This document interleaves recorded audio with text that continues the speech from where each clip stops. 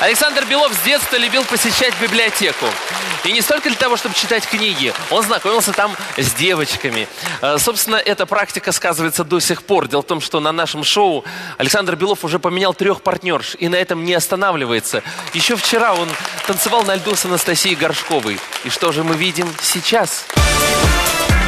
Я знал, что я ветреный мужчина, но что настолько. Моя первая партнерша была Яковлева Настя.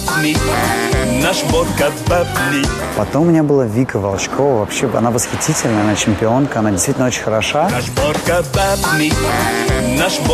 сейчас прям туда скажу. 3-я партнерша у меня, 3-я. Здравствуйте, Саша. Здравствуй, Настя.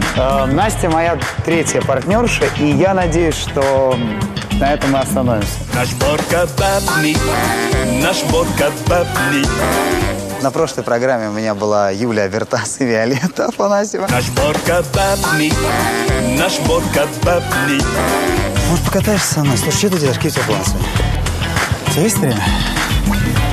Ну, даже не знаю. Давай. Наш Борка бабник, а он такой же, как и все, как ты и я.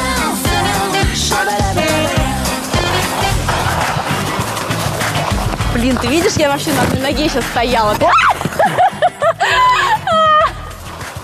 Сейчас. Проеду. Нет, Анж, здравствуйте. Вы видели, мы сейчас с Настей с гребенкой накатались. Ну, так получилось, она пришла на лед. Я ее попросил покататься, как обычно, один.